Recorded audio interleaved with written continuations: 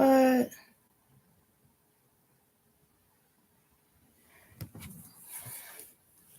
Man, hold on.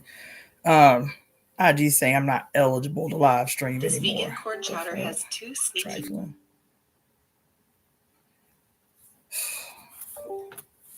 Motherfuckers play too much.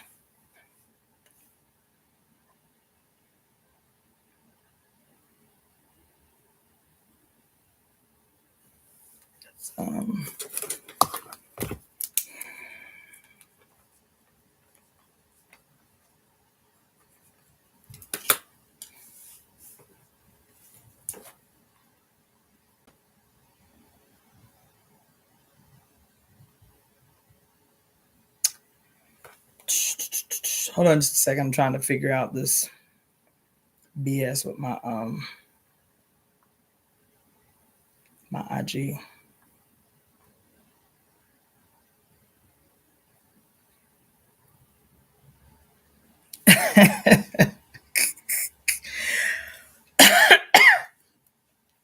Yes, I am, Tajali. I got to work tonight, but I was like, I'm reading. I don't care. It's whatever. Yeah, so let's try this way. Yeah, IG with that bullshit. Okay, let's see. No sounds down in this part of town. Let's try it this way.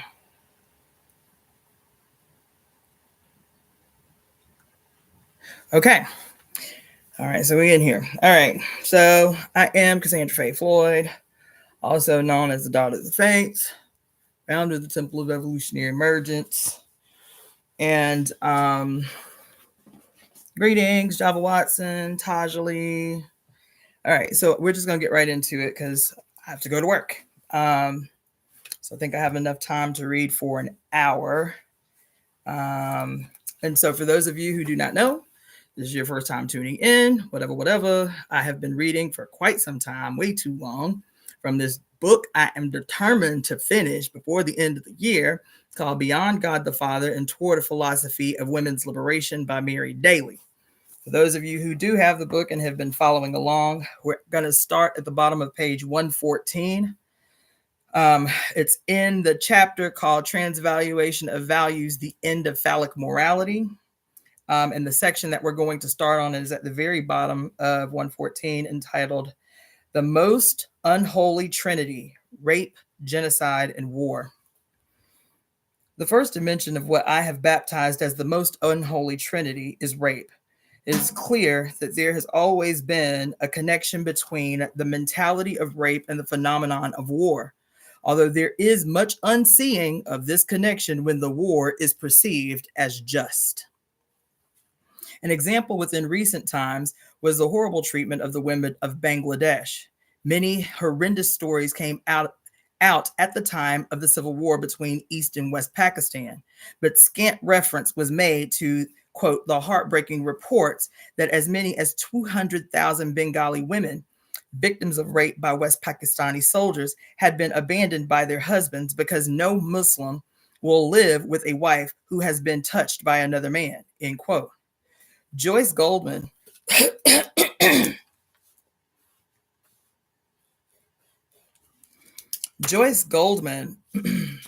a writer who discovered such a reference buried in a post-war return to normality article, decided that if male reporters would not investigate, she would attempt to do so. The experience of reading her account is unforgettable. A Pakistani officer is quoted as saying, quote, "We used the girls until they died," end quote. Many of the women imprisoned in barracks to be used by soldiers as cigarette machines, as one government official described it, tried to commit suicide. Goldman cites reports of a town named Camilla near Dhaka where women were raped and then thrown from the rooftops like rubbish. Quote, one 8-year-old girl who was found too small for the soldiers' purposes was slit to accommodate them and raped until she died. Goldman's Goldman points to the obvious cruel irony in the fact that these victims were then abandoned by their husbands as unclean, which is an obvious corollary of looking upon women as objects and possessions, for then they must have to have only one possessor. Most significantly, she shows that the concept of a raped woman as damaged is only a morbid exaggeration of our own attitudes, for the women of Bangladesh have suffered collectively, exaggeratedly, what individual women in this and other advanced countries know from their own personal experience. One way of unseeing this is to protest that it happened in another culture, in a Muslim country, for example. Readers who react in this way should be interested in an article that appeared in the New York Times, November 19th of 1972. The item reports the death of a 17-year-old girl who, together with her 9-year-old sister, was lured by 3 teenage boys to the roof of a South Bronx tenement by a promise of pizza. The younger girl was raped and thrown off the roof to her death. The older sister was sexually molested but escaped. The police described her as hysterical. Most of the rest of the same page of the New York Times was occupied by an enormous advertisement for the Saks Fifth Avenue men's store.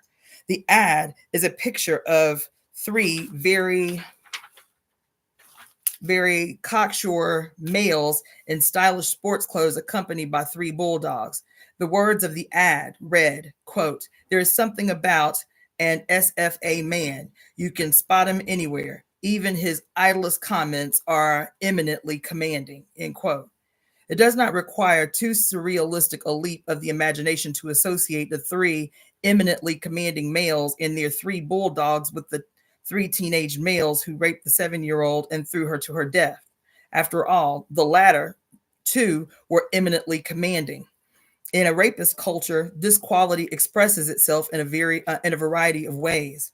Informed Christians and Jews may protest that rape and brutality are alien to our own heritage.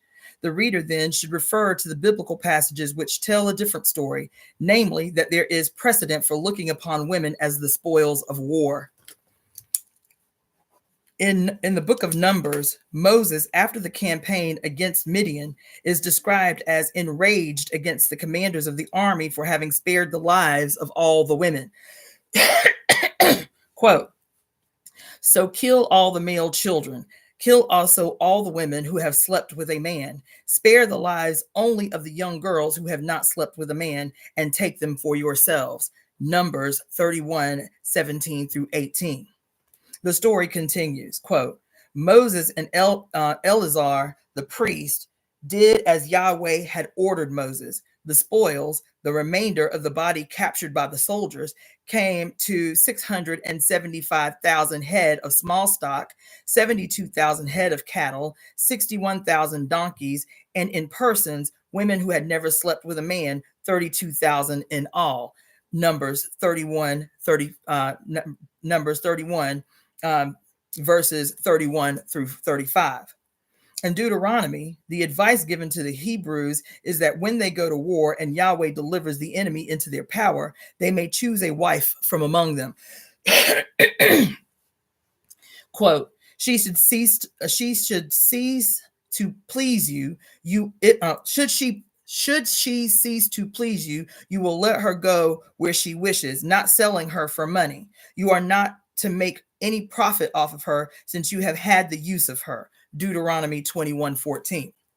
Even outside the context of war, if such a context is imaginable in a patriarchal world, the value placed upon women in the Old Testament is illustrated in the story of the crime of the men of Gibeah, a man who was given hospitality to a Levite, and his concubine was having dinner with them. Scoundrels came to the house demanding to have the guest in order to abuse him. The response of the host was to offer them his daughter as substitute for the guest. The devoted father is reported to have said, quote, "Here is my daughter. She is a virgin. I will give her to you. Possess her. Do what you please with her, but do not commit such an infamy against this man." Judges 19:24. Since the visitors refused this offer, the guest gallantly offered them his concubine as a replacement for himself. They raped her all night and she died. Tastefully, the guest, when he had returned home with her, cut her into 12 pieces and sent these around Israel with a message about the crime. The text offers no negative judgment upon the host or his guest. The crime was seen as an offense against men, not against their female property. Damn. The second dimension of the most unholy trinity is genocide. It should require no great imaginative leap to perceive a deep relationship between the mentality of rape and genocide. The socialization of male sexual violence in our culture forms the basis for the corporate and military interests to train a vicious military force. It would be a mistake to think that rape is reducible to the physical act of a few men who are rapists. This ignores the existence of the countless armchair rapists who vicariously enjoy the act through reading pornography or news stories about it. It also overlooks the fact that all men have their power enhanced by, God damn. It also ignores the fact that all men have their power enhanced by rape, since this instills in women a need for protection. Rape is a way of life. Since this is the case, police do not feel obliged to believe women who report rape. Typical of police attitudes was the statement of police Captain Vincent O'Connell of Providence, Rhode Island, concerning the women who attempt to report rape. Quote, "We are very skeptical when we first interview them. We feel there's a tendency for women to not tell the truth," end quote. The politics of domination are everywhere. Ionesco wrote, quote, "The world of the concentration camps was not an exceptionally monstrous society. What we saw there was the image and, in a sense, the quintessence of the infernal society into which we are plunged every day," end quote. This everyday world is fundamentally a world of sexual dominance and violation. The logical extension of the mentality of rape is the objectification of all who can be cast into the roles of victims of violence. Rape is the primordial act of violation, but it is more than an individual act. It is an expressive of a basic alienation within the psyche and of structures of alienation within the society. Rape is an act of group against group, male against female. As I have pointed out, it is also an act of male against male, in which the latter is attacked by the pollution of his property. Rape is expressive of groupthink, and groupthink is at the core of racial prejudice, whose logical conclusion and final solution is genocide.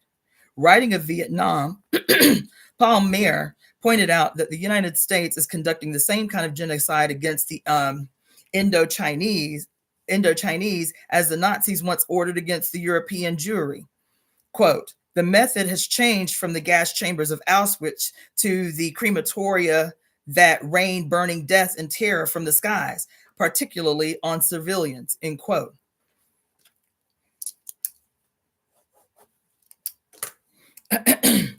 Mr. Mayer's dismay that American Catholics and Jews do not see the parallel appears to spring from his not seeing the fundamental patriarchal character of these traditions. Come on, listen. Listen.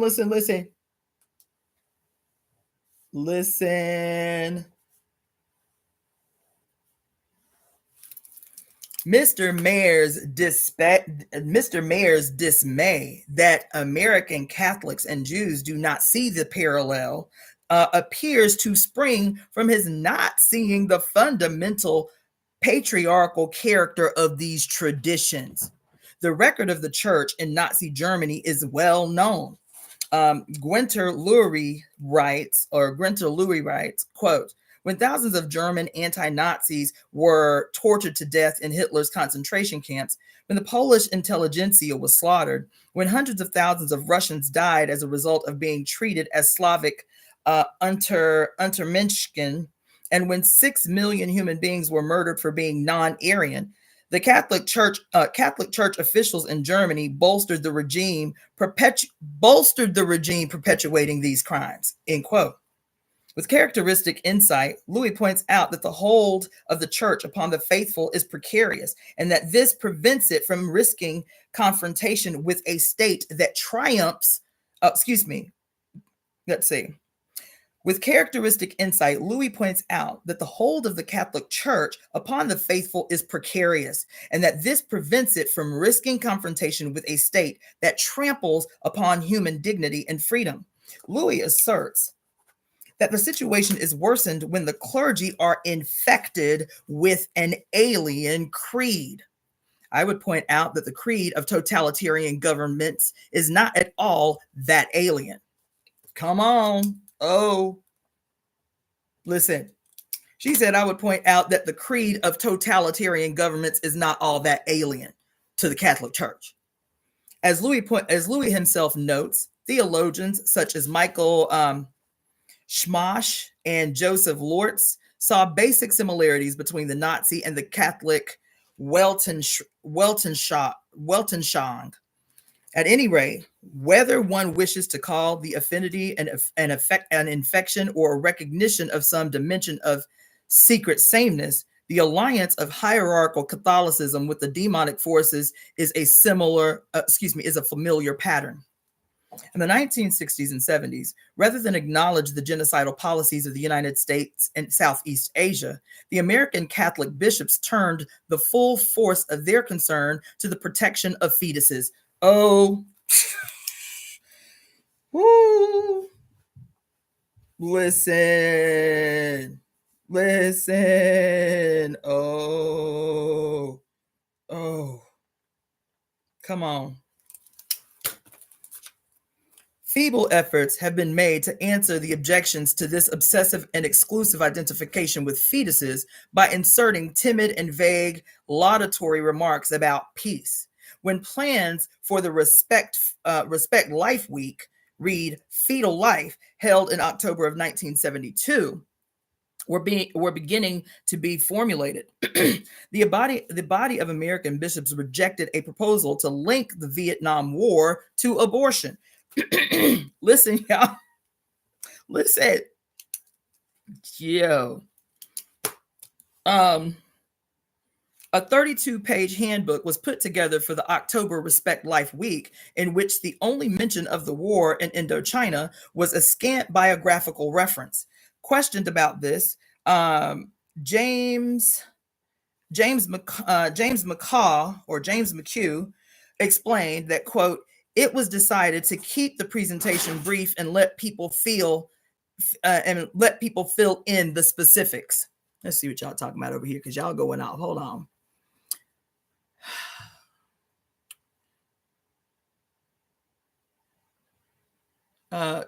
Lord, of course, we're going to bring some weirdo up on here. The soul doesn't enter the body until birth. When a baby takes his first breath, that means abortion is not murder and God is pro-choice. Matthew 19:12 says God prefers same-sex marriage and confirms transgender people are born that way. Pro-life started as a smokescreen. Everyone that remains will celebrate. If this woman was from God, she wouldn't be trying to solicit money for the gospel. She won't be here much longer. Child. Okay, boo. Anyway, let's see. For those of you who are tuning in late, I am continuing the read of Beyond God the Father and Toward a Philosophy of Women's Liberation by Mary Daly. Just to fill you in, the book was written in 1973. So I know that the book seems eerily present, eerily current, but it was written in 1973, to give you some context. Okay. Let's see.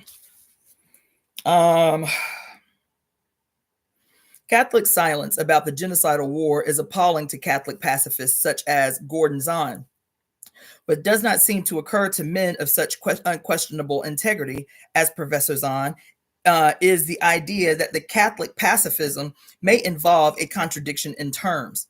Significantly, Professor Zahn himself holds the position that abortion is immoral even in the case of rape.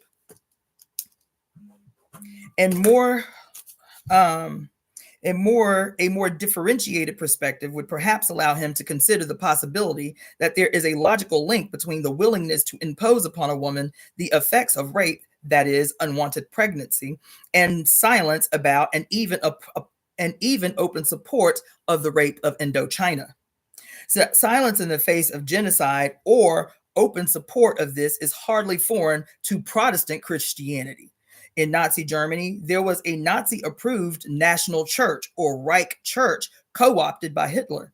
This fact is not obliterated by the compensatory fact that there existed also the confessing church, which refused to cooperate with the Nazis, nor is it wiped out by the lives of Protestant heroes such as Dietrich Bonhoeffer, who was hanged by the Nazis. For that matter, there were also Catholic heroes and martyrs such as Franz Jägerstätter, the peasant who was beheaded, and Alfred Delp, a priest killed by the Nazis. The fact is that the United States, at the peak of its genocidal mania, was a predominantly Protestant nation. Nor should it be forgotten that Christianity, Catholicism, and Catholic and Protestant has deep roots in the Judaic tradition in which people of Yahweh were able to see themselves as different, quote, from the other.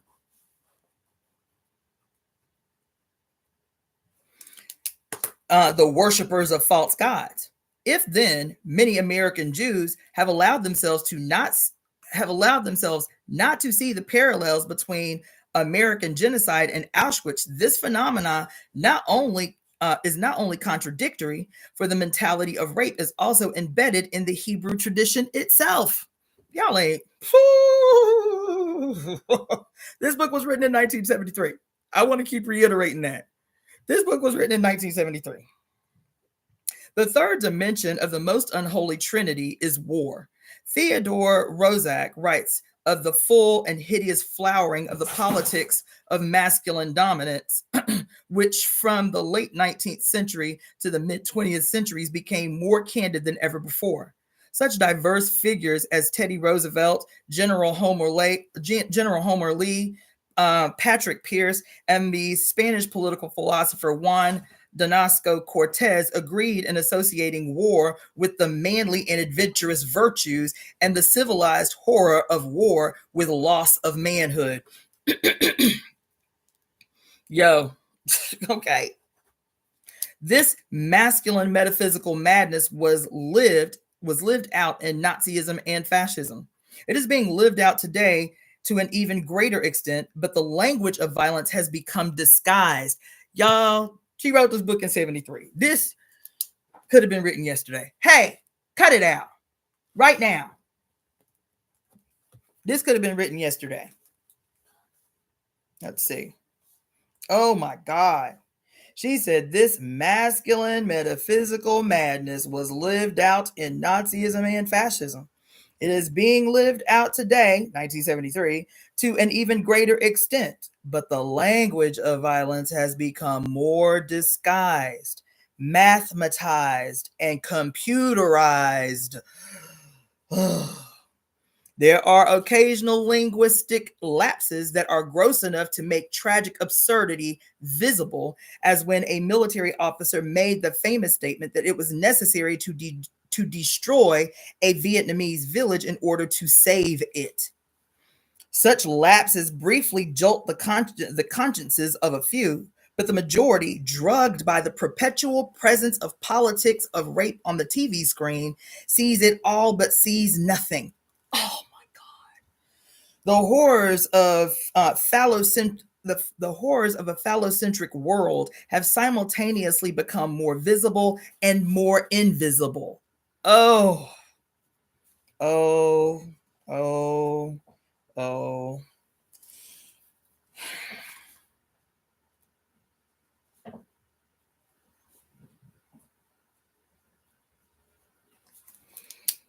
The translation of metaphysical madness into mathematics is illustrated in the writings of Paul Ramsey, a noted ethicist who calmly defends the thesis that, quote, counterforce nuclear war is an upper limit of rational, politically purposive military action, end quote. Ramsey deplores the fact that, quote, so far public opinion in this country seems to ignore the difference between 25 million dead as the possible result of all-out counterforce warfare and 215 million dead as a result of all-out counter city warfare between the great powers, end quote. For him, this is not merely a quantitative, but a qualitative moral distinction. Significantly, this megadeath ethicist claims to be articulating the principles effective in Christian conscience in regard to participation in war. Significantly also, the same ethicist asserts that he is one of those who believe the morality of that morally abortion is, or it sometimes is, a species of the sin of murder. Y'all.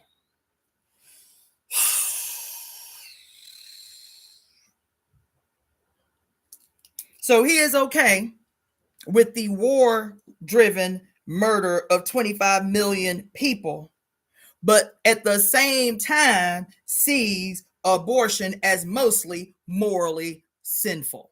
The sin of murder. That's what he said. It is clear that not all Christian ethicists so markedly illustrate the peculiarities of phallic morality as Ramsey, whose cerebral verbalizations accurately reflect the myopia of the hierarchical ethos. However, more complex and thus dimmer reflections are to be found in the writings of moralists recognized as sane, urbane, and humane. For example, James Gustafson writes, quote, as the morally conscientious soldier fighting in a particular war is convinced that life can and ought to be taken justly, but also mournfully, so the moralist can be convinced that the life of the defenseless fetus can be taken less justly, but more mournfully, end quote. The comparison is misleading, disproportionate, and some might say grotesque. Translated into blunt terms, his message is that abortion, though sometimes permissible, is a more serious aberration than war, and that fetuses are more to be mourned than adult human beings. Listen, y'all. It is important to be attuned to the simplicity behind the stage setting of complexity in the war games defended by phallic morality. Governor Ronald Reagan, speaking at one of the 1972 $1,000 a plate Nixon campaign dinners, was reported to have said, quote, when you go to a John Wayne movie, when you buy the ticket, you know he's going to clobber the bad guy, but it's pretty exciting, end quote. This kind of unseeing appears incredible to those with at least one eye still partly open. A kind of insight into the mechanism that produces this incredible phenomenon may be gleaned from a statement of legal philosopher Edmund Kahn, who, when writing in the context of analyzing a legal problem, asserted, quote, it is characteristic of the male when an incident or event is sufficiently disagreeable to pretend that in point of fact, it never actually happened, end quote.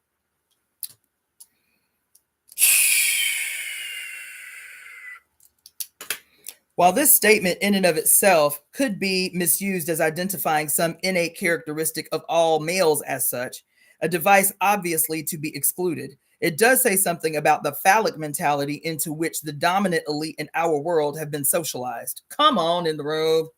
Yo.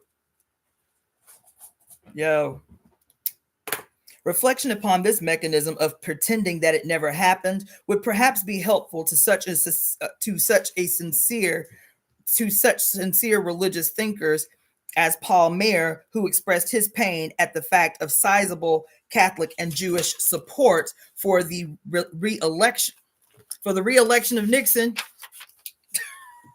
Oh my God, y'all. Yo.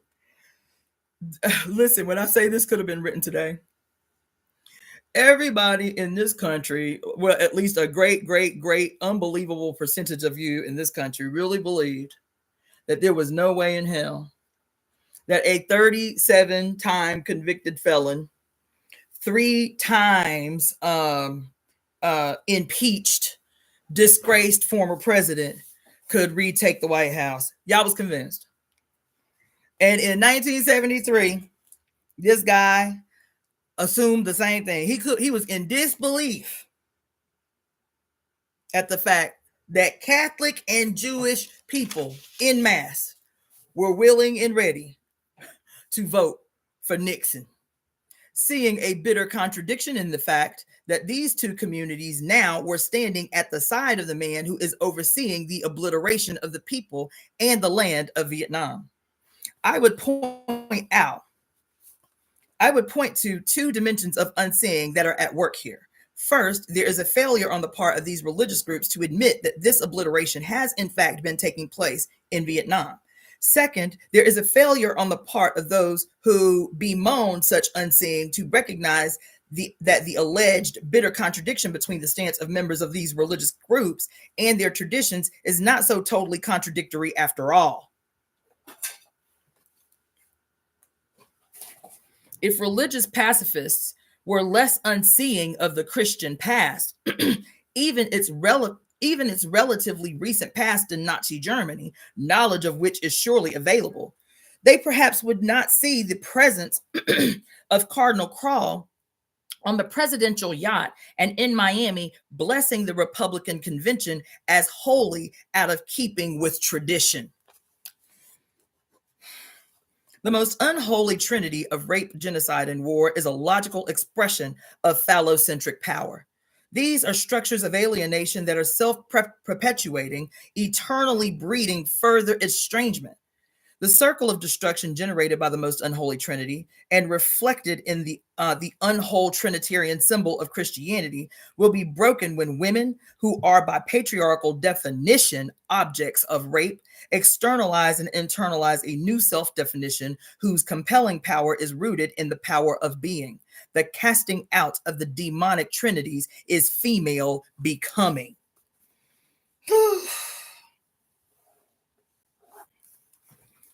The women's revolution and the sexual revolution. Female becoming is not the so-called sexual revolution. The latter has in fact been one more extension of the politics of rape. Oh boy. A new morality of false liberation foisted upon women who have been told to be free to be what women have always been, sex objects. The difference is simply that there is now social pressure for women to be available to any male at the beckon of a once over, to be a non-professional whore. Ho, ho, ho, ho. Woo. Woo. Oh. Oh, damn. Well, oh boy. Here we go.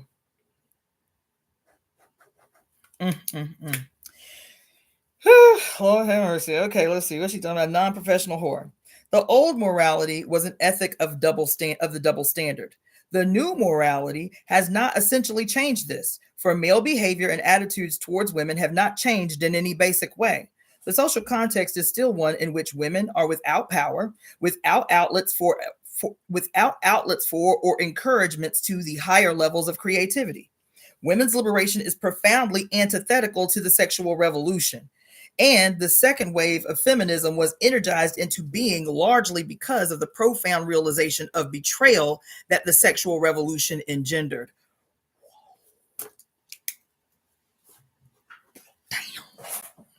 This realization, which many women have shared, has been expressed by Anselma Dell'Olio.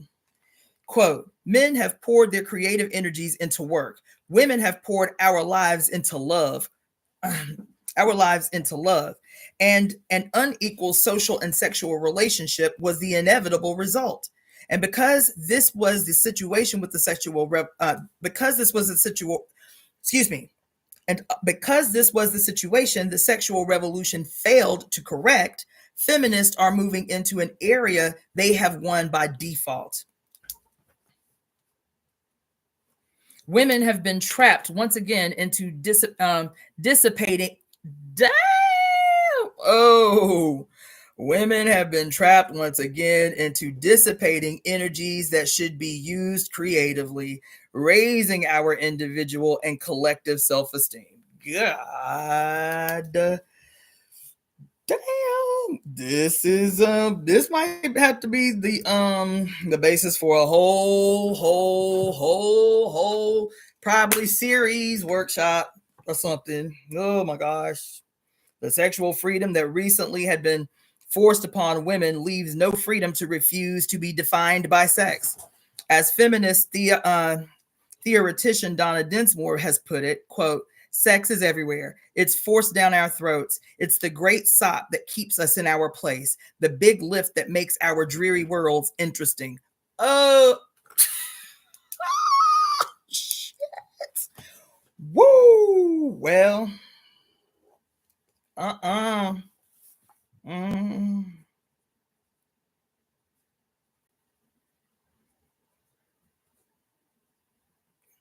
Damn.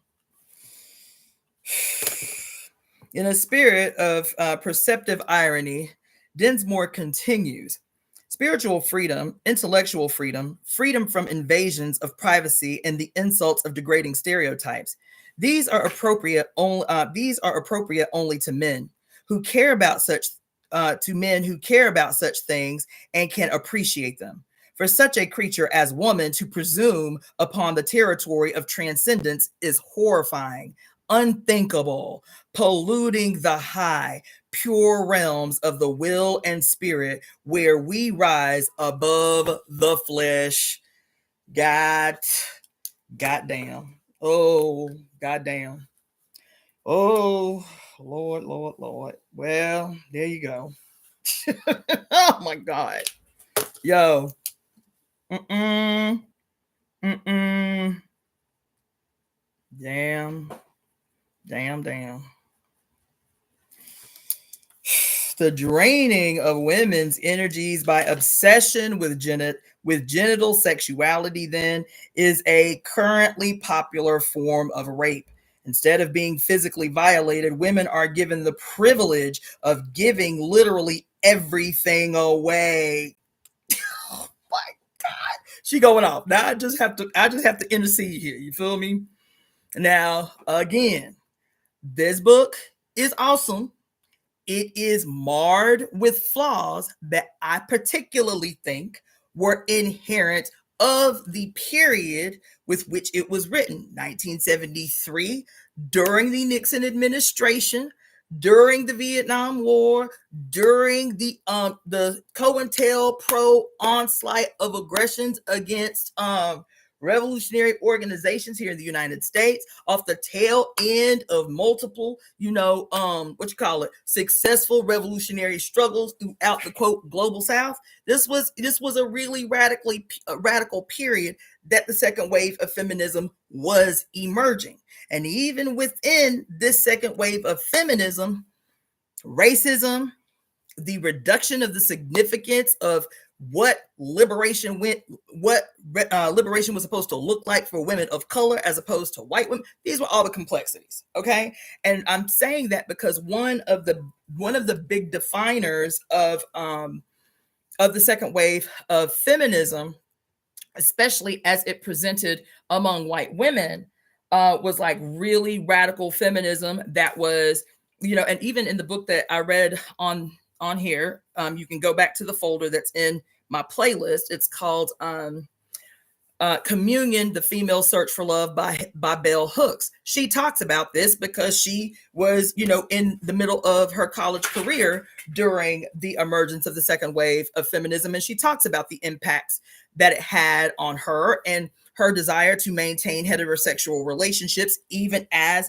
these splits within the second wave of feminism was happening, because a lot of radical feminists were completely so opposed to sex with men that they labeled other feminists who still had relationships with the opposite sex as traitors to the cause. It was like all these complexities.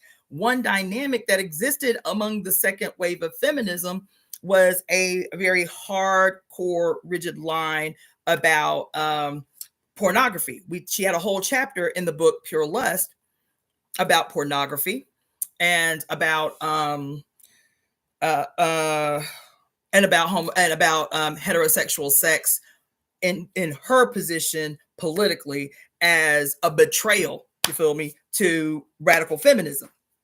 Now I'm saying all of this because she goes hard, all right. And I'll say there is a reason that I'm stopping here, because we do have to, I have to make some mental notes, but we do have to have this discussion, because we're seeing the impact of this very thing she's talking about right now in popular culture. And it's like this fine line, because, you know, I have done many, many, many lives on my personal sex life here, on my frustrations, because I see a failure of the opposite sex to take care of sexually women that they are engaged in sex with, as a political issue. It's not because these dudes are lazy lovers. This is a political question. To me, sorry sex disseminated by males is what Barbara Moore talks about in The Great Cosmic Mother. But it is because males still see through their conditioning and indoctrination. And she just talked about this here when she talked about the Trinity, the most unholy Trinity being rape, war, and genocide. She talks about it in The Great Cosmic Mother when she talks about that deep in their subconscious through their conditioning, males see females who willingly engage in sex with them. They approach sex as warfare. They still, in their subconscious conditioning, see sex as a battle of triumphant over the defeated. And we women are always the defeated. And if they can get into this sexual relationship with a woman and leave her unsatisfied, then in their mind, this is them being victorious over the defeated, over the hunted.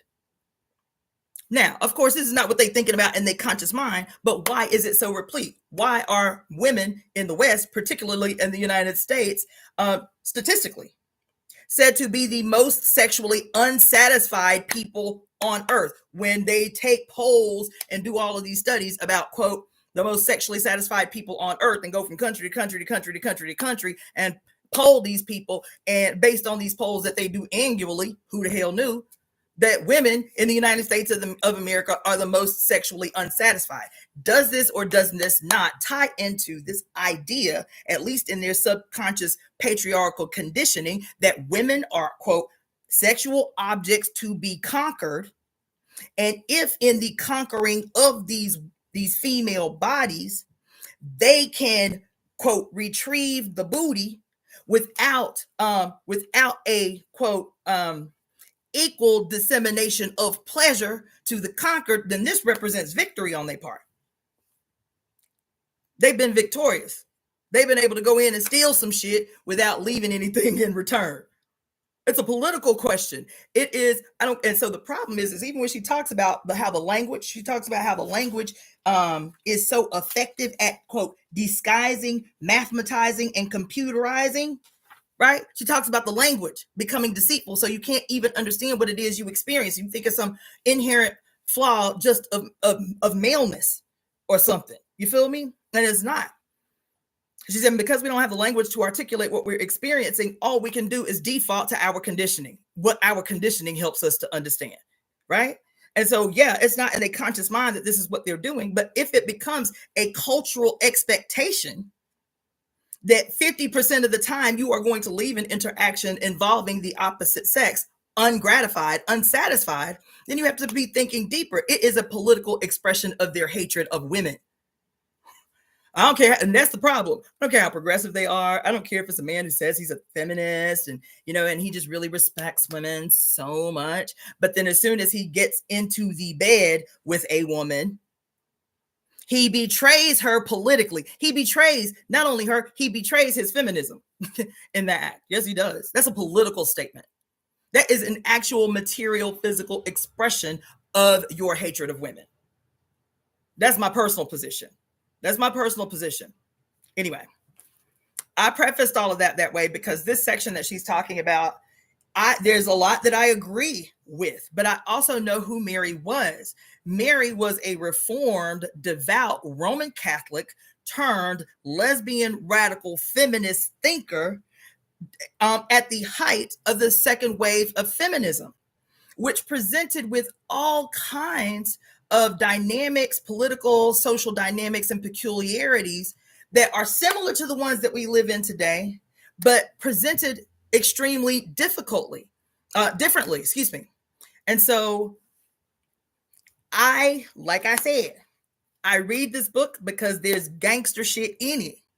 But that's why I'm constantly reiterating. The book was written in 1973. We have to keep that perspective. We have to be able to understand what she's attempting to say to us from the perspective and the worldview of the social, political dynamics through which she wrote and came to this understanding.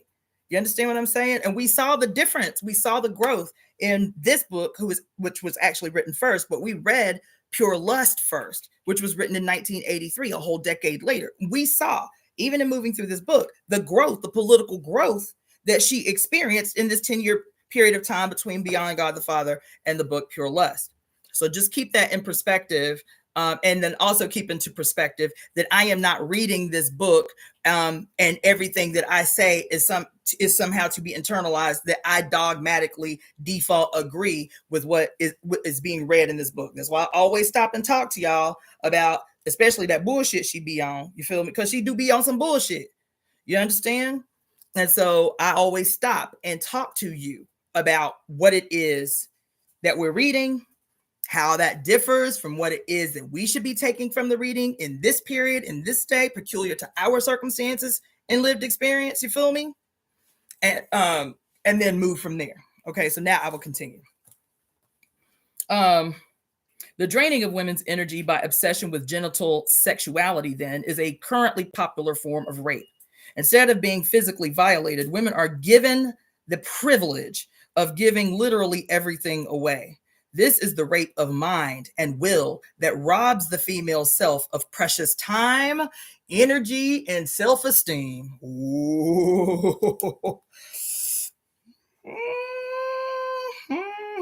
Well, she said that.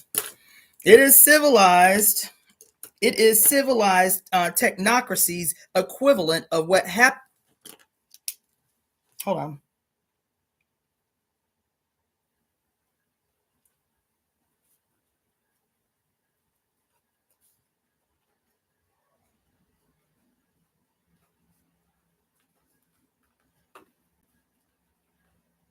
I always have to take notes because I have to come back to this stuff for later lives.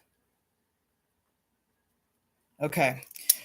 It is civilized technocracy's equivalent of what happened and essentially keeps happening to the women of Bangladesh.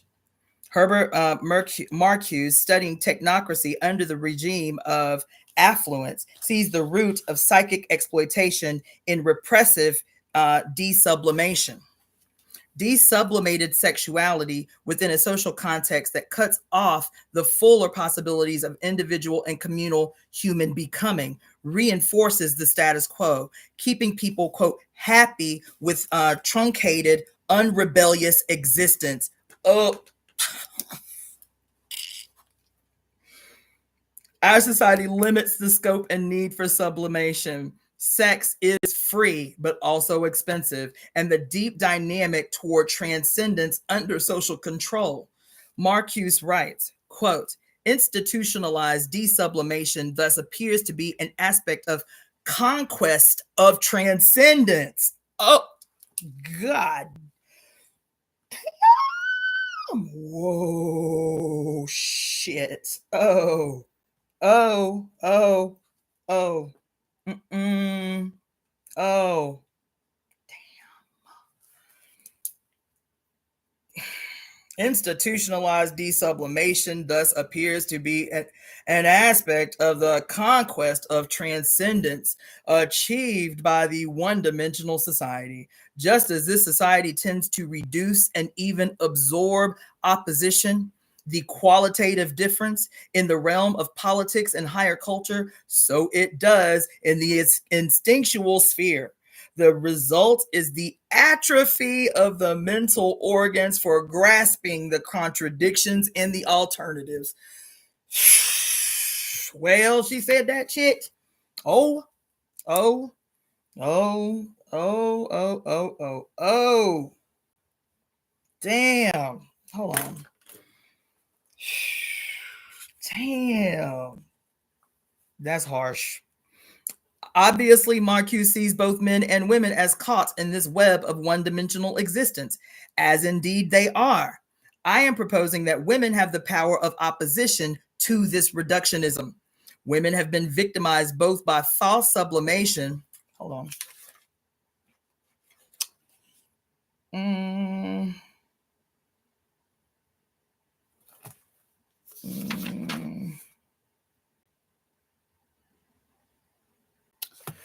Let's see. Women have been victimized by both false sublimation to the pedestal of do-nothingness and also by repressive desublimation as the quintessential victims, as sex objects who live only for the pleasure of being used by all men. God damn. Whoa. The system will not work if women use our power to exercise it by refusing. Let's see. The system will not work if women use our power to exercise it by refusing both these false identities. Self-actualizing women who have reclaimed our precious energies, both from the inane wastage of vicarious living.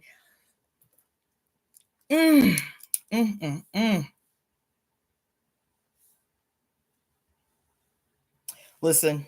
Oh. I gotta say it. Hold on. I gotta say it. Listen. All right. So I have been working on this idea for a long time. Okay. And trying to determine what my angle and approach is going to be. My mouth is so freaking dry. What my angle and approach is going to be.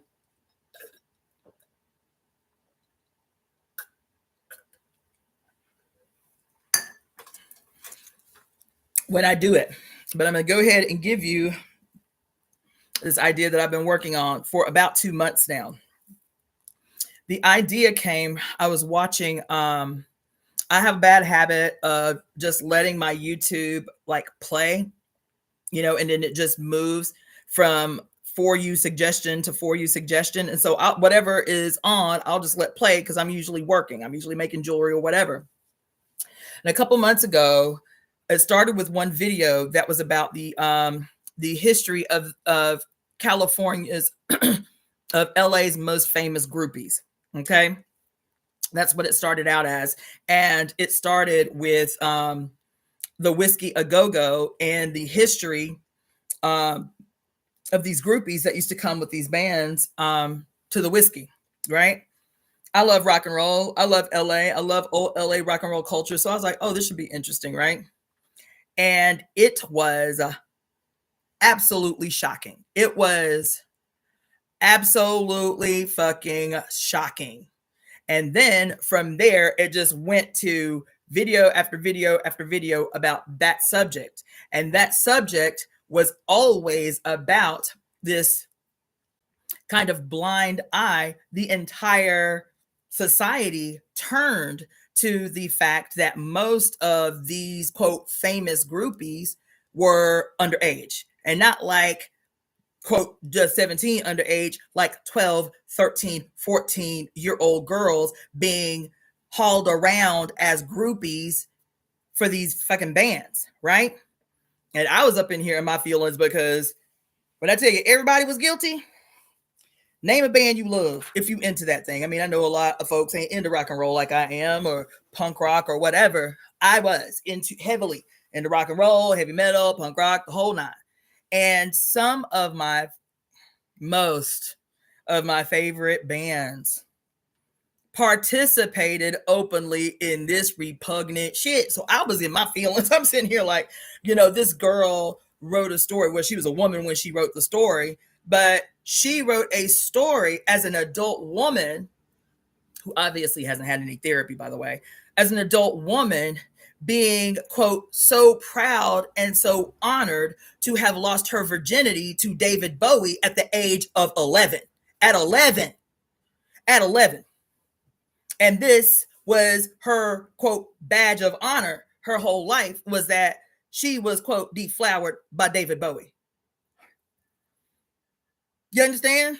And so I'm sitting here, I'm in the living room in utter dismay. My blood is boiling. Like, I am up here in every manner of emotion in my feelings. I was like, what? It was like when I saw the stuff, at the same time that I was outraged, at the same time I was like not surprised. That's how socially accepted, like, the absolution that we bestow on the famous, the absolution that we bestow on rock stars and shit, that there is no wrong that they can do.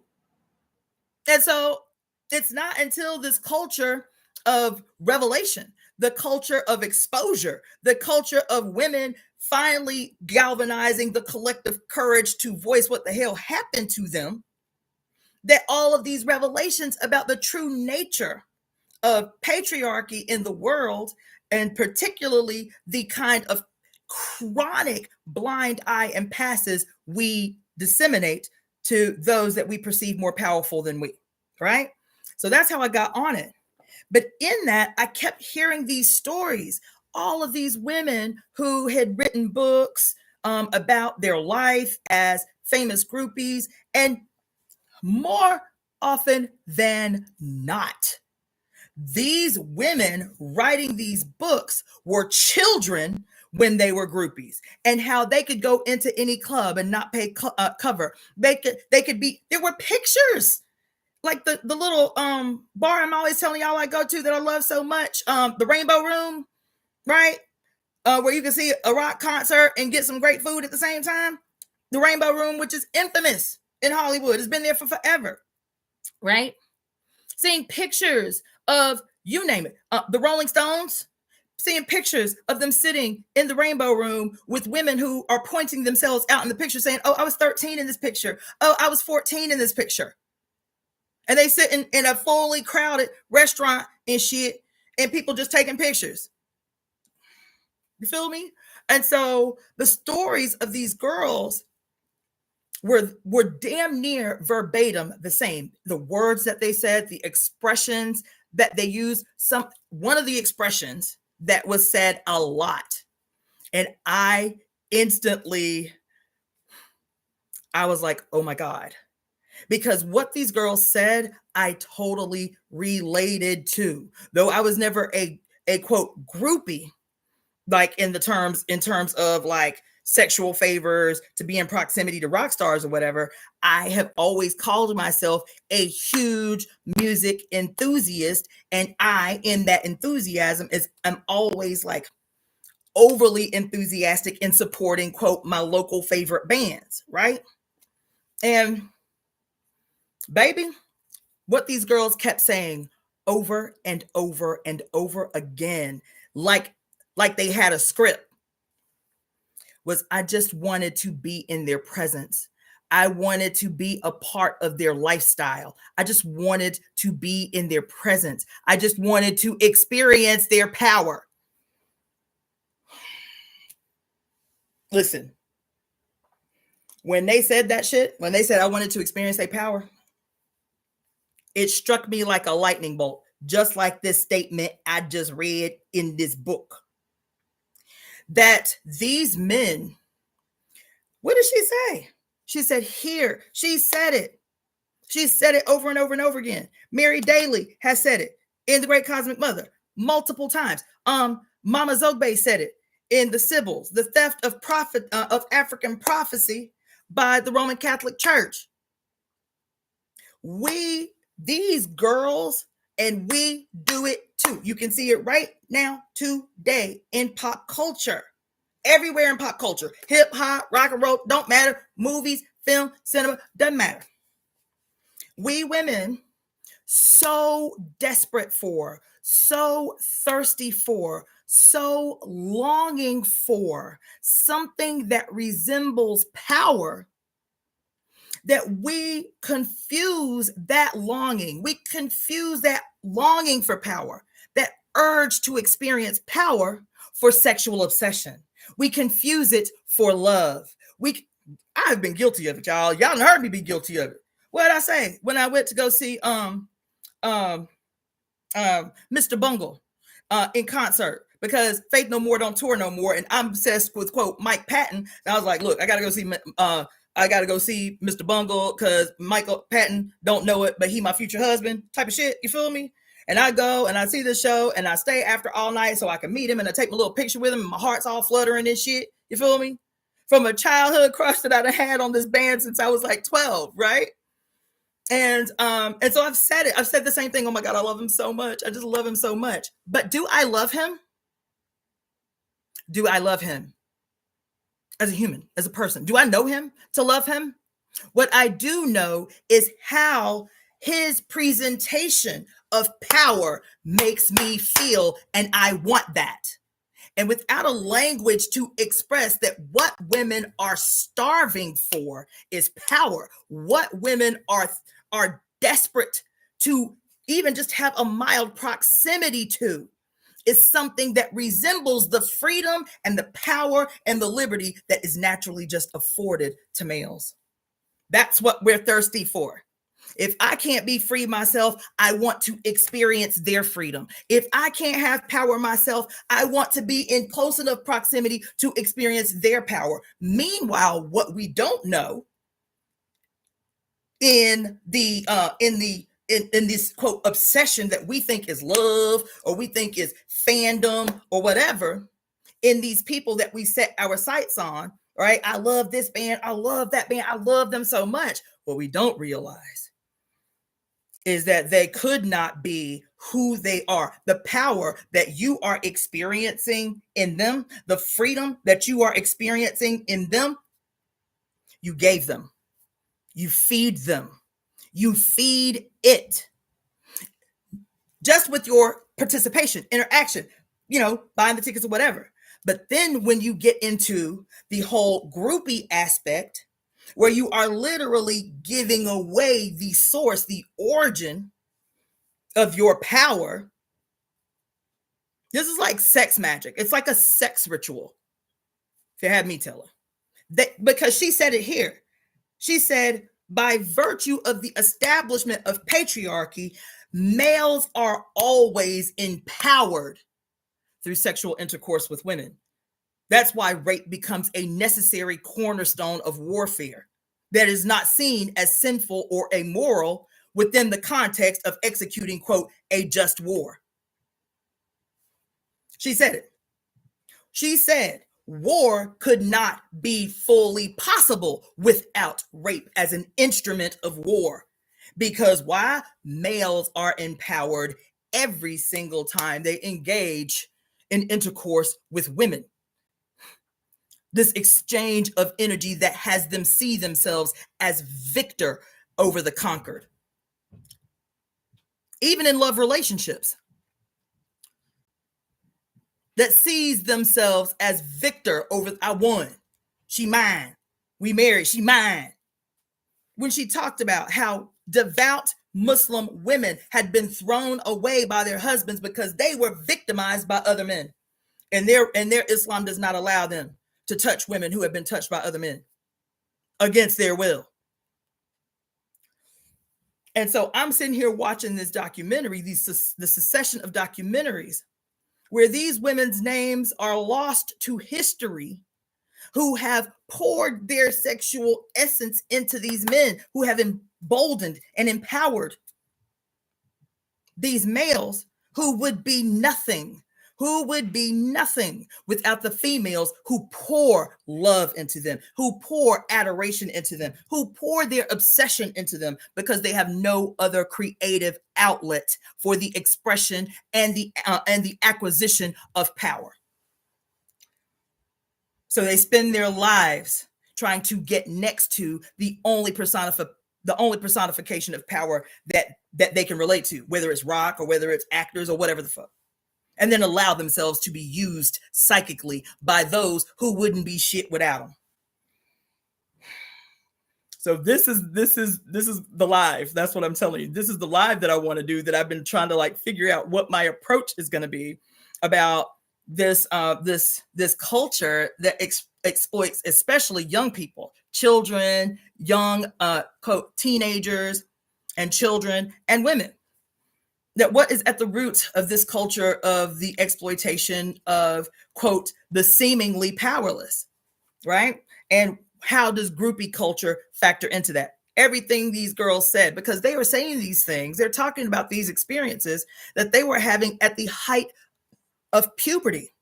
And I have experienced that shit, in my body, where one day I don't have a period, and I'm doing all the things my male friends and cousins are doing, climbing trees, riding skateboards, riding bikes, showing off my scars from that time I fell off my bike, whatever. We was going through swamps, picking berries, eating them off the tree, like just being a kid. And then the next day, something happens to your body and you no longer have, automatically, as soon as your period comes on, as soon as you sprout boobies as a female, culturally, socially, freedom is taken from you. Oh, be careful. Be careful. You got to be careful. Little girls can't play like little boys. I'd never been told that. Until I reached my cycle, where there is an automatic retraction of freedom from female children the moment that the world, that the society around them recognizes they have become, quote, woman. And that shit is so shocking to females.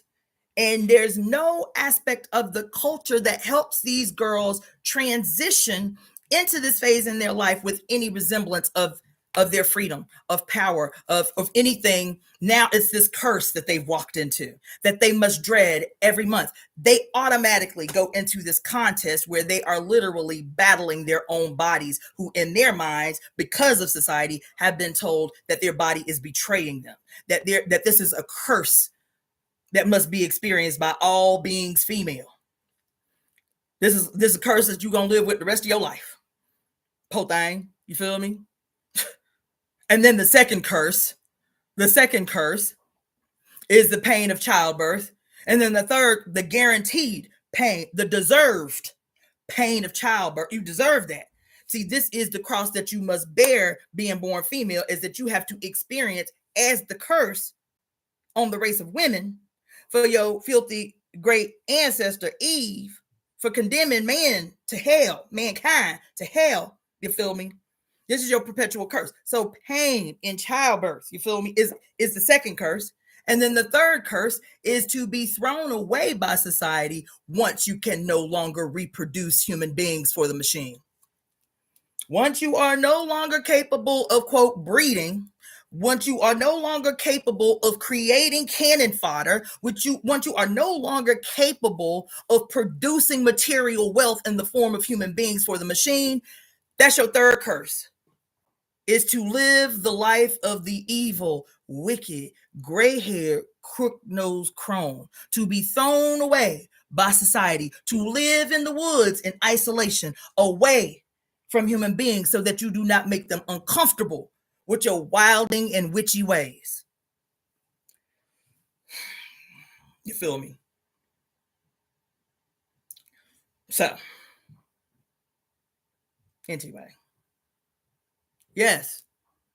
So this thing that I experienced, sitting here making jewelry, just listening to what I think is some bullshit on YouTube, and have this epiphany. These babies having their freedom, because these babies saying, I'm 11, I'm 12, I'm 13, I'm 14 years old, having sex with grown men, and I just wanted to be in their presence. I just wanted to experience their power. I was like, these babies are experiencing what I experienced when I had my cycle.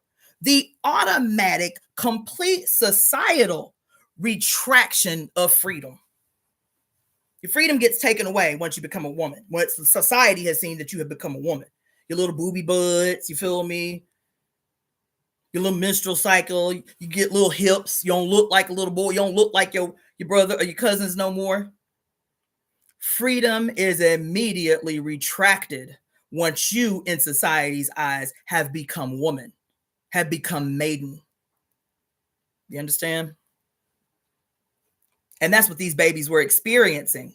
And in the immediate retraction of freedom from being born female, from being a female who has transitioned into her maiden years, that shocking retraction of freedom, that shocking retraction of the ability to just live, to just experience, to just be, had them seeking out power and freedom wherever they could find it. No matter how malignant it was, no matter how abusive it was. At least I knew them. This little girl turned woman who wrote this book, even as a woman, could not see. She said, no, the interviewer asked her, have you ever gone to therapy? She was like, no, I ain't never gone to therapy. I know what people say and how I was abused. And I hear the language now, it's not as culturally or socially acceptable to rape children as it was when I was a kid. She's like, but no, I ain't gone to therapy. You know what I'm saying? She still had a glimmer in her eye when she talked about David Bowie taking her virginity at 11 years old. That shit had me in my feelings. It had me in my feelings because there has been this thing happening for several years now. And I've told y'all about this, about how I have a hard line position. I draw hard lines. And so I have perpetually been in my feelings about having to methodically go through. I'm a musician. I was born to musicians, to artists. Music is what has shaped and molded my consciousness, y'all.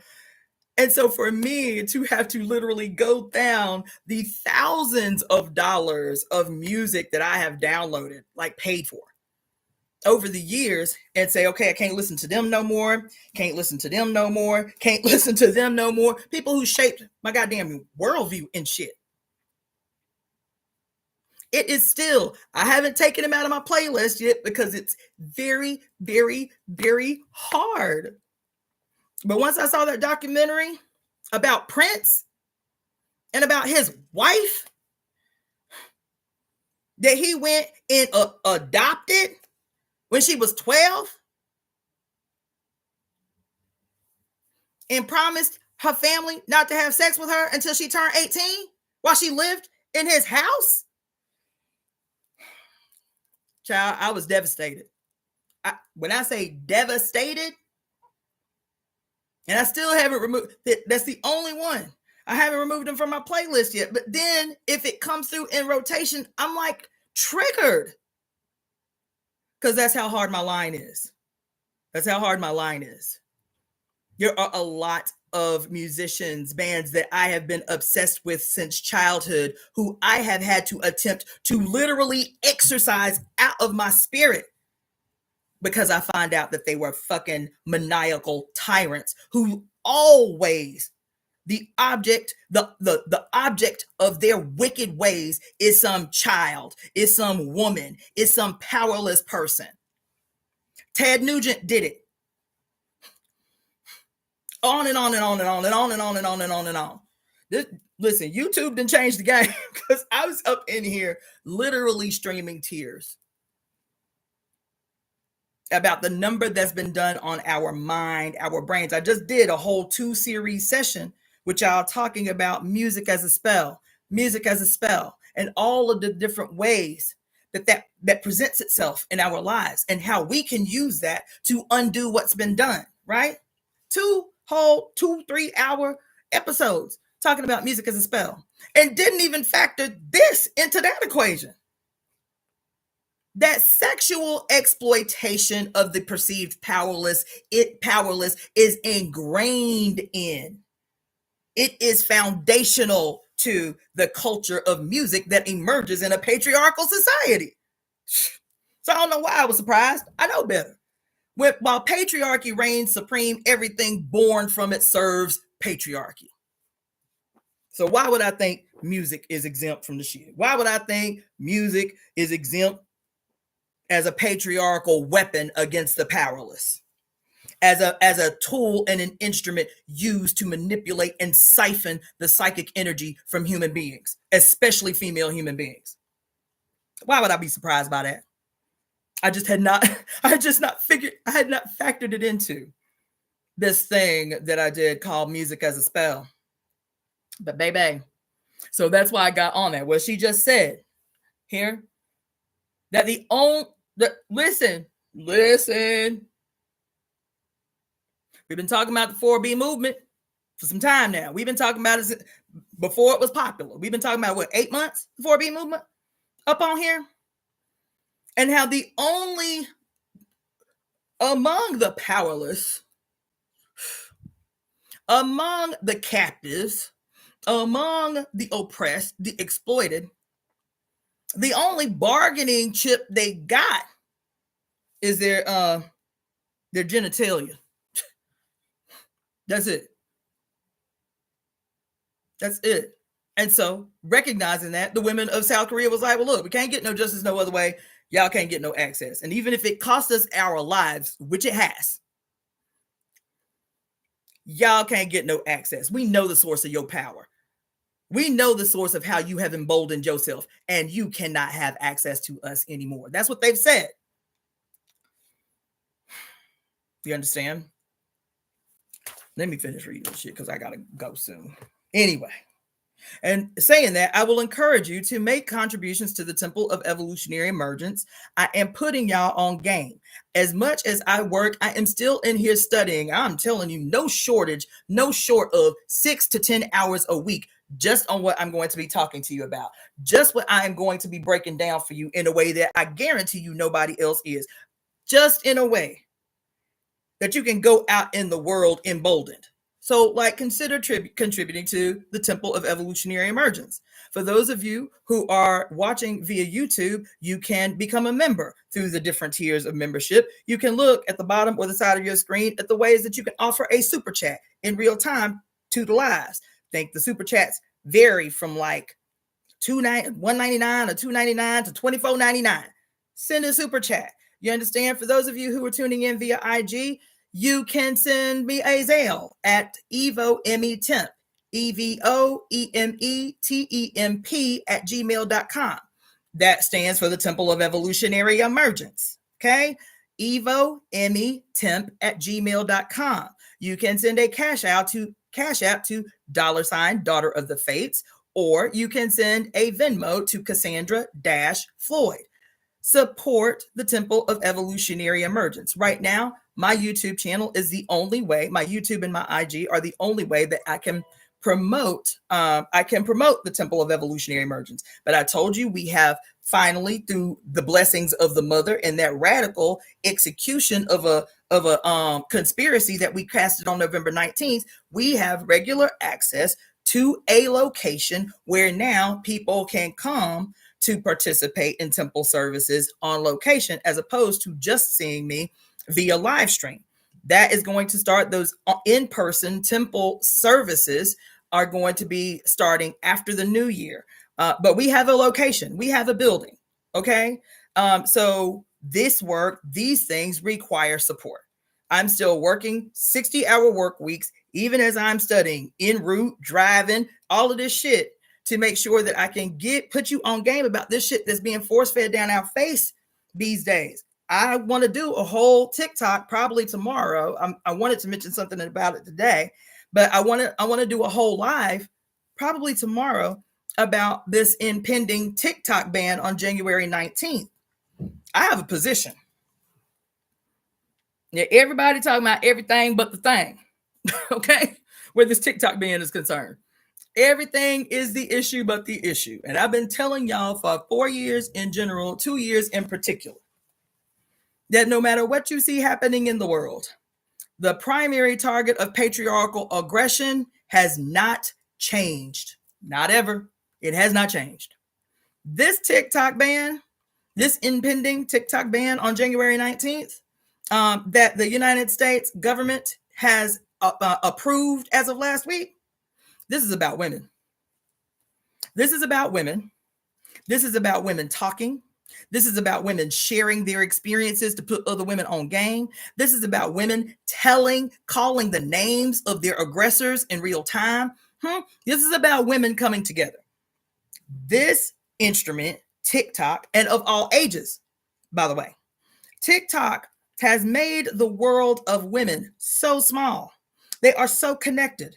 They are able, honey, TikTok is what put the concept of narcissism on the map, on the general tongue of human beings, so that now they can see crystal clearly, I'm not crazy. These are real red flags of a real psychological disruption. This is dangerous to my life. This thing that I am experiencing, I'm constantly questioning myself. Am I crazy? Am I actually seeing what I'm seeing? Maybe I'm just seeing too much in it. Maybe I need to give him a second date. Maybe he just needs a second chance. All of that shit. Women have been put on game in mass. Men have been exposed. Crimes have been solved. Aggressions against women have been resolved. Even this thing happening with all the exposure of all of these males in positions of power. TikTok is what broke the news on most of these things. Not only that, all of these states, especially during the pandemic, where Black women's outcries are constantly ignored. And there were 3 states during pandemic where people got on TikTok because they was like, we done went to the news stations. We done went to the police department. We ain't got no other recourse. There is a serial killer in our city. 12 women have disappeared. 12 Black girls have, all these people disappearing, and the local government refusing to investigate it as serial rapists or serial murderers. Them been brought to justice because people on the ground said, fuck it, this is the only outlet we can use that we know something is going to happen. We're going to get some kind of justice. Somebody going to pay attention. TikTok is what did that. TikTok has allowed people to come to justice that otherwise wouldn't have given people at least a medium of some kind of power when the state, when the local governments, when the local media ignores them when they come from a certain race or a certain class. TikTok was like, look, we opening up the floodgates. This represents a serious problem, a serious contest to the institution that is still fighting like hell to maintain supremacy over the whole planet. That institution is patriarchy. Everything else is its lackeys, is its crones, is its tentacles. Plutocracy, oligarchy, 1%, the state, the police, the Army, Navy, Marine. These are all tentacles. These are all tentacles of patriarchy. And the faces of patriarchy have not changed. And they have made their objectives crystal clear. This ain't no shit I'm deducing. I'm telling y'all, I read the Catholic News Network channel. I am subscribed to the Catholic News Network. I want to know what y'all up to. And y'all tell on yourself all the time because you know nobody's listening. You know nobody's going to look any deeper because you're just the good guy, progressive Pope Francis. Diabolical, monstrous tyrant that he is. But y'all ignore the fact that 2 years ago, he said, we are restructuring our whole campaign. For the next 10 years, the most important singular objective of the Roman Catholic Church and its satellites is the re-evangelizing of the whole planet. This is how that looks in real time. These things that we think are just lapses in political policy.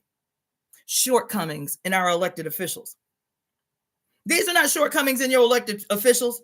They have a directive that came from the chief head of state, the Roman Catholic Church.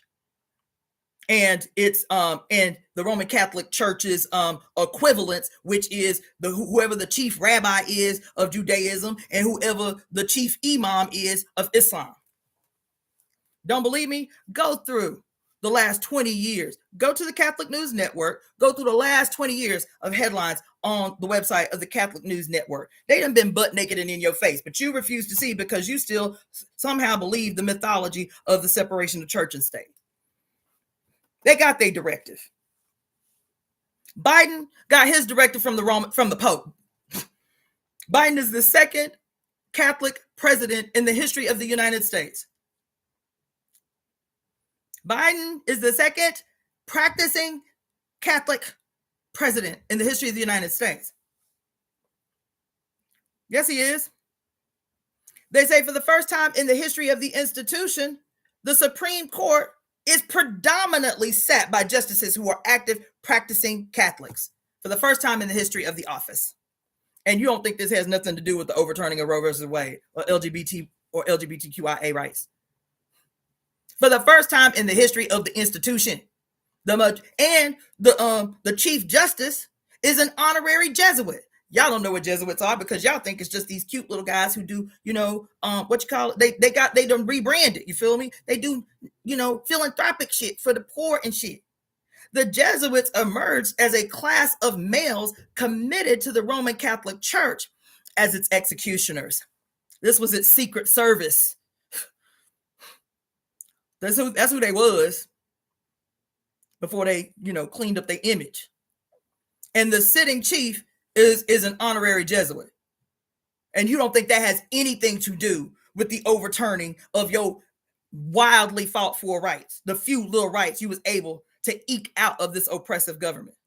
You think that shit ain't related. Talking about the goddamn separation of church and state. Y'all live in a delusion is what you're doing.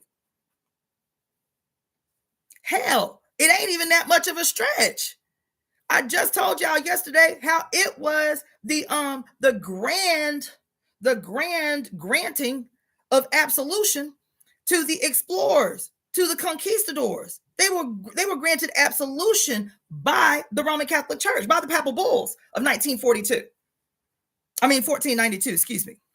They were granted absolution as the executioners, as the conquistadors, as the quote discoverers, as the conquerors of new lands, the exploiters of wealth. They were granted absolution, grand absolution, unending absolution. So why would it be a stretch for you? Just because the quote founding fathers who were quote deists, them weren't Christians, y'all debate over that bullshit all you want to. They were given directives by the Roman Catholic Church, the German Catholic Church, by Britain, by Spain. They were given directives in the implementation of this institution that we know as America. And they have complied ever since. Make no mistake. So here you got, what is it, 100? I read it was 183 practicing devout Catholics in the House of Representatives. And y'all really think there's such thing as a separation of church and state? Y'all really believe that happened at some time? You feel me? And if there's no separation of church and state, and she's talking here about how this guy was writing, how it just confused him. It didn't make no sense to him why so many Catholics and Jews who had just experienced the Holocaust were so supportive of Nixon and his reign of terror in Vietnam. It didn't compute to him. He didn't understand. And at this time, Jews and Catholics weren't friends. They didn't like each other. There was a history of white nationalism and white nationalist ideas against Jews. But on this thing, they could agree. Why? Why could they agree? Even as they were sworn enemies in the early history of this country. Why could they agree? Because their father is the same. Their father is the same. Anyway, I'm going to read a little bit more and then I got to bolt out the door. Anyway, listen, the whole system will not work if women use our power to exercise, meaning exercise, like an exorcism. If we do not use our power to exercise it by refusing both these false identities. Self-actualizing women who reclaimed our precious energies, both from the inane wasted of vicarious living. That's what I was talking. That's why I got on that. She talking about living vicariously through those that we perceive have power. That's why the little baby groupies going to the rock shows and this and that and the other talking about, I just wanted to be around their freedom. I just wanted to be around their power. I wanted to experience that kind of freedom. That's what she said. We have been stupefied into wasting our precious energy into living vicariously through the malignant power of males. Whoo! Self-actualizing women who have reclaimed our precious energies, both from the inane wastage of vicarious. That's why we fight over men, women. That's why we do that. That's why we do that. That's why we do that. We do it for two reasons. Because we perceive that power only comes from males. And if a woman got a man and he treating her a certain kind of way, we hate that woman because we hate ourselves.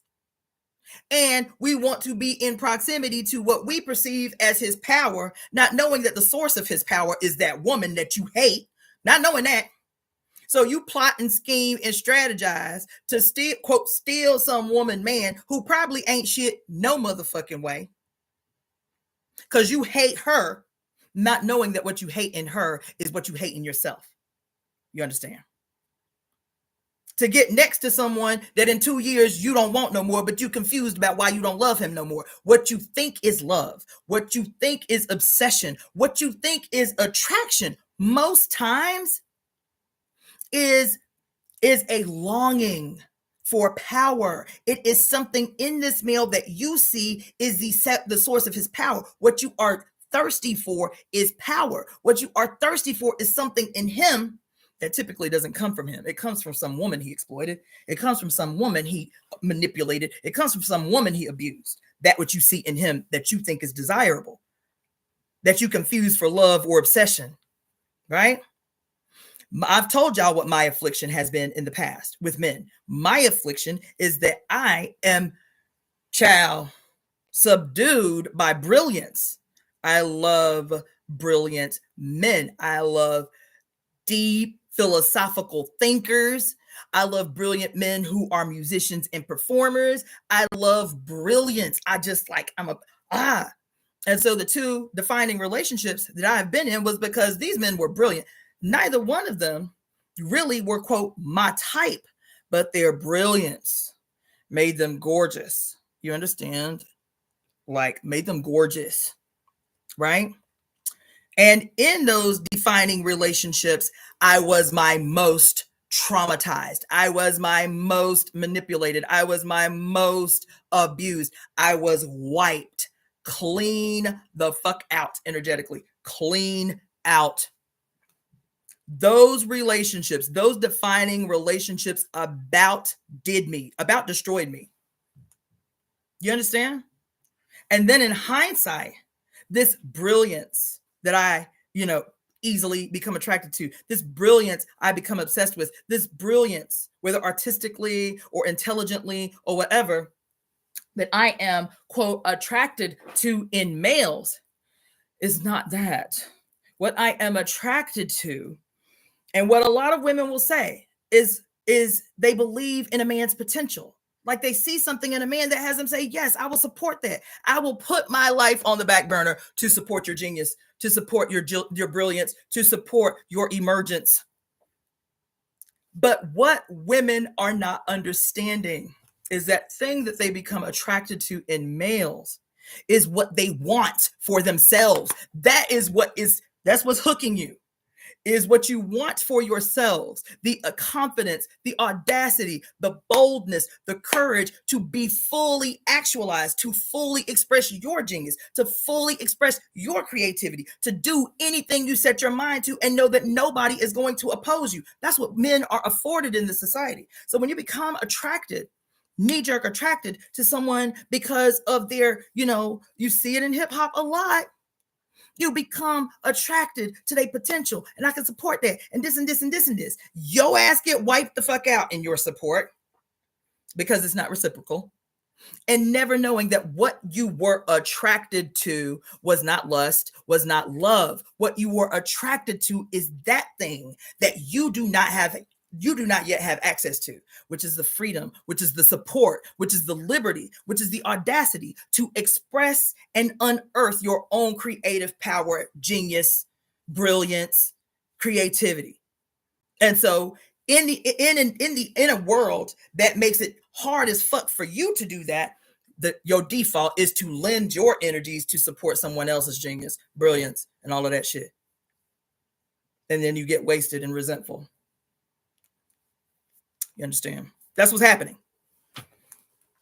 In hindsight, I can say that about these two men that I am telling you, anytime anybody asks me what drew you to them, the first defaults, the default word was their brilliance. Their brilliance. Anyway, all right. I think this is the last thing I'm going to be able to read, and then I'm going to have to get up out of here. I got to go to work.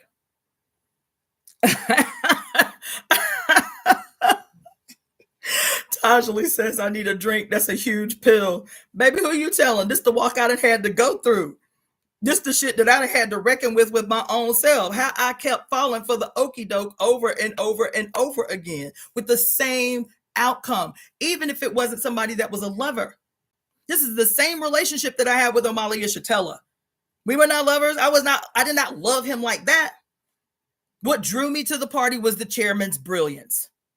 What had me enthusiastically supporting every male musician in my cipher to the point that I was functioning as like unofficial managers trying to get them gigs here and there was the fact that I had ignored my own internal musician that I had been neglecting for all these years. That's why I picked up that sitar and started taking lessons. That I had been neglecting my own genius to support somebody else's because I did not believe in my ability to express that part of myself that I was longing to express. That's why that happened. That's why that happened. And the problem, at least with my participation in the movement, as long as I was in the movement, was most women go up into that organization and don't really get into the study the way that I did, the learning, the deep dive the way that I did. So they didn't bargain on my participation in the party, creating a human being that left that organization with power in mind, with the acquisition of power in mind, not collective power at my expense. Not, oh, we all in this together, so put your little shit on the back burner, woman, right? I left that organization clear-minded with the expectation of the acquisition of personal power, knowing that when I am empowered, when I am emboldened, when I am fully made whole in my presentation in the world, everybody around me is going to benefit from that, because that's the nature of how that shit works with us. Everybody else is going to come up when I am full, when I am fully realized. And that didn't happen because I left the organization and went right into a marriage with a brilliant motherfucker. Understand? And then came out of that marriage once I'd had enough and fell right into an engagement with another brilliant motherfucker, and have been single ever since. Since my birthday of 2016, I have been single. That was some hard shit to swallow. Because where are you getting the information anywhere that helps you to understand as a female that what you are desperate for, what your spirit is desperate for, screaming for, even as you mute your spirit, even as you mute your spirit's voice over and over and over again, over to not make people uncomfortable with your presence. Why Black women so loud? Why they so aggressive? So you soften your voice and you tiptoe on eggshells around motherfuckers' feelings and shit. Meanwhile, your goddamn monstrous giant is screaming to be realized in this world that presents with nothing but opportunity and potentialities. And we mute our giant. We stifle our giant. We cage our giant. And then look for opportunities in males who, in our internalized conditioning, we believe are the only ones entitled to have access to power, are the only ones entitled to access to freedom, are the only ones entitled to be genius. And so if I can't be genius and I can't be free and I can't be fully actualized, I might as well support this good looking motherfucker who can. And then maybe when he come up, I too can get some shine, because if he think I'm awesome, then everybody else will think I'm awesome by proximity to his ass. This was some hard shit for me to walk through, to accept that what I really believed in my body and in my spirit was a deep and profound love for the men that I had attached myself to. That in the back of my mind, one of the things that was attractive about them was, if I am approved by them, then the greater community will see my value too, but only through proximity to genius men, to brilliant men, to the brilliant men in my life. Not realizing that what attracted them to me in the first place was my genius and my potential unrealized that they could siphon off of, that they could bleed from me, that they could come up off of. One of them told me, I just want you around so I can constantly have access to your brain, to your genius. That's what, didn't have no problem saying, didn't even see the contradiction in saying that shit out of his mouth. That's how deeply ingrained that shit is. I just want to have you close enough around. This is long after we broke up. I just want to have you around. I want to have complete access to your genius, to your brain. This is what she's talking about right here. You understand? Anyway, to recognize this, let's see. It says, self-actualizing women who have reclaimed our precious energies, both from the inane wastage of vicarious living and from the trap of obsessive fixation upon genital activity, are one factor that cannot be absorbed by the one-dimensional society. To recognize this is already to have the beginnings of knowledge that is beyond the inane and impotent good and self-destructive evil that characterize every option allowed to us by the phallic ethos. The women's revolution, then, is a sexual revolution in a genuine sense of recapturing the energy that has been wasted or wrested from us by sexual politics, including the politics of the male-centered sexual revolution. I'm going to have to stop there because I got to get ready to go to work. I want to keep going, but I got to go to work. Okay. All right. So, yeah, we're going to stop there. Let me bookmark that. Yeah, I have, so I won't even be back until about 10:30. I might finish reading this little section because every time I get up on here, I want to give y'all a word and I end up only reading like 2 or 3 pages. Maybe I can have enough discipline. Yeah, because we almost to a new chapter. That's what I'm going to do. I'm going to make the commitment to come back around 10:30, 11 o'clock tonight. And at minimum, we're going to read to chapter 5 because we're only 4 pages away. Yeah, we only 4 pages away. So I'm going to try to make that commitment for tonight.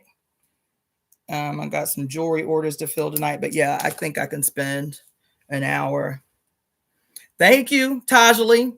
Listen, let me tell you something. Tajali say my therapist couldn't even get me here. Let me tell you something, baby. I've been hearing this more and more, and that's why I need y'all to pay me. I need y'all not only to pay me, I mean, contributions, donations, that kind of stuff, book my readings, book my wellness consultations, buy my jewelry. That's what I mean when I say pay me, because this I'm still doing relatively for free. But still, feel if something moves you, kicks you in your uterus, kicks you in your spine, kicks you in your testicles, and you're like, damn, that's a word. Send me $1, send me $2. You feel me? And the reason I'm saying that is because Tajali just said, I couldn't even, my therapist couldn't even get me here. I did a consultation with this young person about, an issue that he was having that was really profound. He goes to his therapist every week, this young person. He goes to therapy every single week. Okay. And after his last session with his therapist, he called me. He was like, look, I have a question that I need your insight on because I can't get to where I feel like I need to get from the other areas. I was like, all right, cool. So it wasn't to me that deep of a conversation, but I understood how profoundly different what I was saying would be from regular everyday people, friends, family, and therapists. I recognize that, right? And so after I talked to him for about 45 minutes, he said, thank you, Tajali. He said, and thank you, Sister Karma, Camille, Aaliyah for your donation, for your super thanks. And thank you, Tajali, Mushana, for your super thanks. I appreciate y'all. And so after we talked, and this is a friend of mine, this is somebody whose life I care about, I know personally, and I've known for 7 years. I love this person, right? And he is closer to my children's age than he is my age. But after we talked, he said, so what I'm going to do, because I appreciate you so much, this was so helpful. I'm going to send you what I typically pay as a copay for my weekly therapy. I was like, okay, thank you. I appreciate that. I accept that. He said, I just want to make a donation. I was like, all right, cool. So I'm expecting, he's talking about his copay. I'm expecting he's going to send me, maybe $50. And I'd be like, that's nice. I appreciate that. Right. He sent me $300. This is his copay weekly for therapy. He sent me $300. And he said, I just want you to know that you did more for me in 30 minutes than my therapist has been able to do in 3 months. And I see them every week. So, most of you only see me in this capacity. And I know to some of you, it may appear that I'm just ranting and raving because I get hyped when I get excited about some information that causes me to have a breakthrough in real time. Breakthroughs come through for me. That's why I have to stop and write notes so I don't forget what I'm thinking in the moment. Breakthroughs come to me from these works. And I tell y'all all the time, this is the evidence of the web. This is the evidence of conspiracies casted long before we were born that show up in their connection right in this moment, in the moment. And in any space, in any space, because I see the web. I see how all things connect. I don't see myopathies. You understand? And so any space, whether I get asked to speak on a political topic or subject, whether I get asked to do a wellness presentation on the 5 elements, whether I get invited to do a ritual for college students looking for ways to give themselves some courage and confidence during finals, witchy tips on how to be a better student, it doesn't matter. There is not a space that I cannot command authority in based on my ability to see the world the way the mother intended it. There's not a space.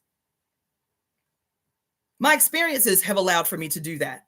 My mentors have allowed for me to do that. My education has allowed for me to do that. And the integration of all of those things to become living in my cells, in my flesh, in my blood, in my bone is what gives me the ability to do that. I'm trying to put y'all on game.